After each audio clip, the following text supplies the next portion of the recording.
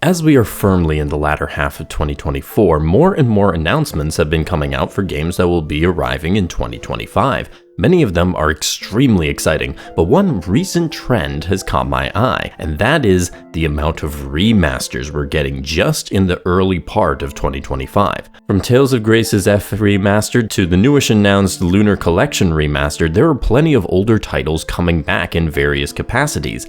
Is this coincidence, or is the industry embracing the remaster more than ever before? Remasters are of course not uncommon in the industry, and there are plenty I've played within the last few years. One notable example I can think of from last year, 2023, was Baten Kaitos 1 and 2 Remastered, which came originally for Switch and now has a PC release. If you haven't given them a try already, I highly recommend the titles. For 2024 though, there have not been as many remasters. In fact, as of this point, I have not played any new release from 2024 that I would classify as a remaster. The only upcoming release that may count is Fantasian Neo Dimension coming in December, but I'm not sure I'd call that a remaster as opposed to an updated re-release akin to what Atlus has done with Persona and SMT. Due to the infrequency of notable RPG remasters, then it's curious as to why we already have 4 scheduled to release just in the early part of 2025, and with that many examples, I start to think there may be a strategy behind it. As of right now, in the early part of 2025, we have Tales of Grace's F Remastered, Freedom Wars Remastered, Suikoden 1 and 2 Remastered, and the Lunar Collection Remastered scheduled to release. Suikoden 1 and 2 were supposed to come in 2024, but then got delayed to 2025, but it's a plethora of remastered riches unlike any I've seen during my time covering video games for this channel. One of the things that makes me think this may be more of a trend moving forward is that several of these are game series with more potential titles to remaster. These releases could very well be testing the waters for a return of other classic titles. Bandai Namco isn't even waiting for that confirmation, as they have announced the remaster project as part of the announcement for Tales of Graces. I'm particularly happy about that development because I've been saying for years that Bandai Namco would be well served to port their back catalog of Tales titles. This could lead to remasters of titles like Abyss and Xillia, and even for older titles such as Fantasian or Eternia. The Suikoden release likewise could be a step towards doing remasters of 3, 4, and 5 in the future, but it's a smart move to start with the 2 most likely to sell well. Boosting the series profile in Tales' case, or bringing it back to light for Suikoden, helps Bandai Namco and Konami in their game plans moving forward. As for Freedom Wars and Lunar, this could be a sign that Sony is trying to get back into the game, and as for Game Arts, this isn't too surprising given the Grandia 1 and 2 remaster releases. Maybe success for the remasters will prompt Game Arts to get back into developing new titles, or at least remastering Grandia 3 as well. Could we see more series follow that same logic? Perhaps. I think there was in fact one series that paved the road for this remaster strategy several years before this rush of remasters came to be. I noticed it at the time and pointed it out as a good strategy that I thought helped the series as it grew in popularity in the past couple years, and that is the Atelier series.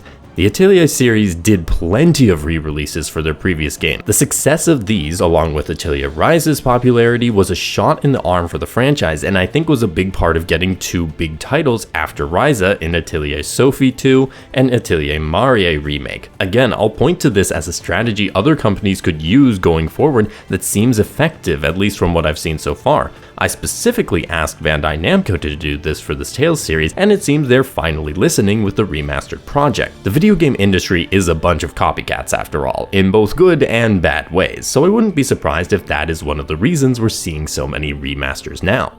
Remasters are just cheaper to produce. They're probably not going to sell as well as remakes, but their cost is so low in comparison that I can see why it would appeal for companies to do remasters as part of an overall strategy to increase sales and profit. Not all companies are embracing this idea though. Square Enix is a company that has been much more prone to remake games than remaster them. Final Fantasy VII Remake, Live Alive, Star Ocean The Second Story R, Romancing Saga 2, and the upcoming Dragon Quest 3 and 1 and 2 remakes come first to mind. You do have the Final Fantasy Pixel remasters, but that seems to be the exception rather than the rule.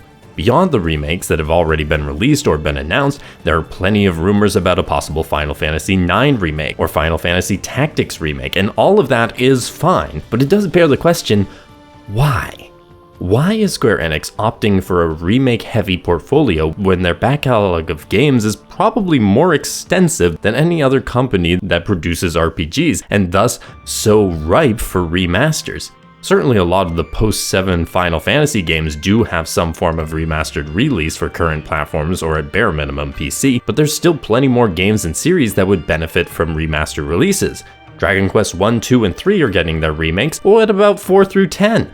The best you have for some of them is a mobile phone port, and I'm sure Dragon Quest fans would love for PC, Switch, PS5, heck even Xbox Series releases. How about Secret of Evermore or Parasite Eve? There's so many options of games for Square Enix to bring forward that will not require the same amount of resources the company has dedicated to the recent remakes, even of games that aren't that old, like the Nier Replicant remake, which again I loved, but it seems a little odd to not have a diverse approach to their games.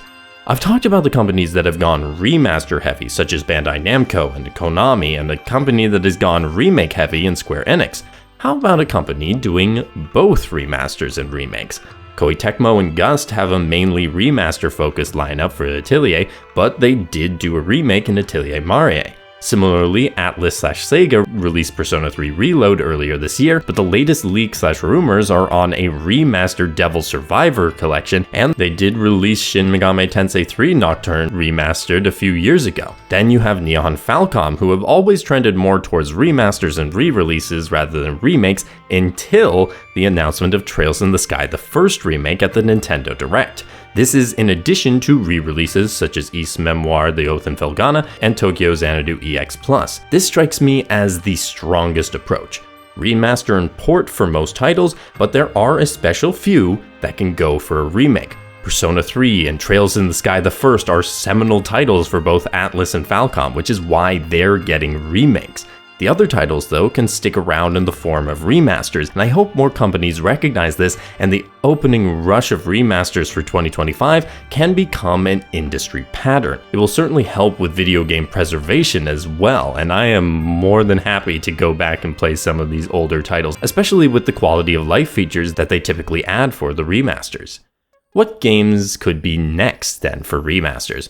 Well, we know Bandai Namco isn't done with Tales, and we had the Tales of Xillia potential leak, plus rumors of Tales of the Abyss, which are both great in my opinion. One company that has been on a roll with remaking recently is Capcom, but maybe they could jump back into remasters with the Breath of Fire remaster.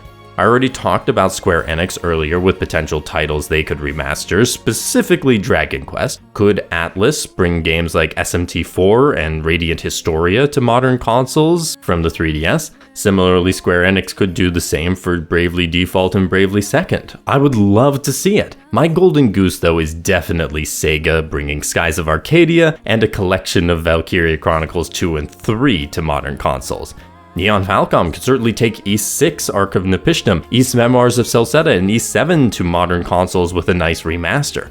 Monolith Soft, along with Bandai Namco, very well could keep going with remasters and bring Xenosaga back. Nintendo has a great opportunity to do the same for some of the Fire Emblem titles like Path of Radiance and Radiant Dawn. All of this is why I'm hopeful that this is not just a coincidence, because there are so many games that people are not able to play because they aren't available on current consoles or PC, and if more companies embrace remasters, that can change. That's why I'm excited, but what do y'all think? Are we heading for a new age of remasters, or is this an aberration? If we are getting more remasters, what titles do you want brought back? Let me know in the comments, and give this video a like and subscribe to the channel to follow my videos on RPGs and occasionally industry thoughts like this one. Thank you for watching. Have a great day and happy gaming.